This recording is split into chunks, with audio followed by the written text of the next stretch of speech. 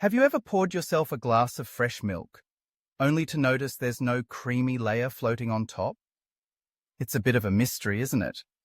I mean, we've all seen those old-school cartoons where a cow is milked, and that rich, luscious cream rises to the surface, right?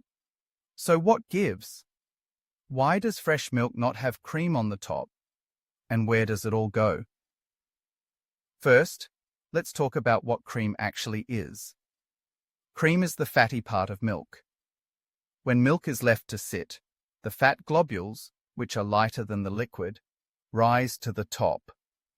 This is how whole milk used to be served back in the day, with that delightful layer of cream just waiting to be skimmed off.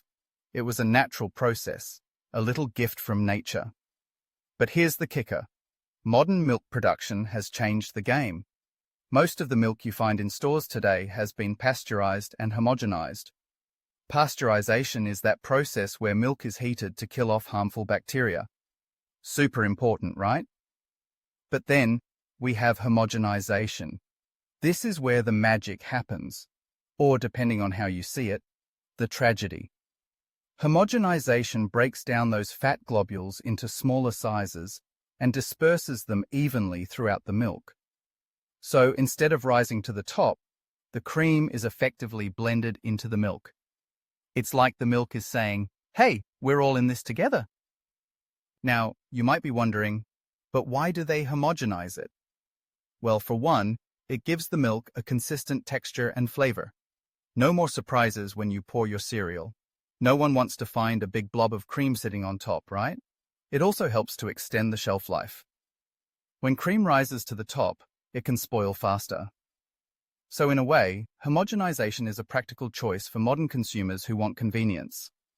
But here's where it gets interesting. Some people miss that creamy top. There's a nostalgia associated with it, a connection to simpler times when milk was raw and less processed. For those folks, there's a growing trend of seeking out raw milk or minimally processed milk. You know, the kind that might still have a bit of that cream on top. It's like a little taste of the past. And for some, it's worth the risk of potential bacteria. But hey, that's a whole other conversation about food safety. So, where does the cream go? Well, when milk is processed, that cream isn't just disappearing into thin air.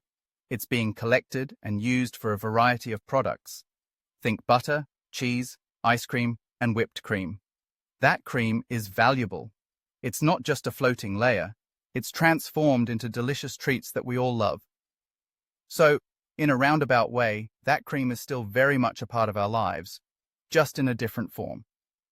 And let's not forget about the health aspect. Some people prefer low-fat or skim milk for dietary reasons.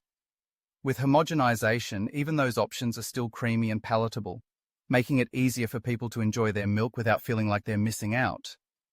So the next time you pour a glass of fresh milk without that layer of cream on top, remember the journey it's been through.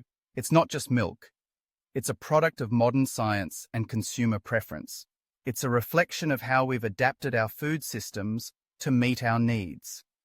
And while we might miss the nostalgia of that creamy top, we can still appreciate the versatility and convenience of the milk we have today. It's all about finding that balance, right? So raise your glass and let's toast to milk, cream or no cream.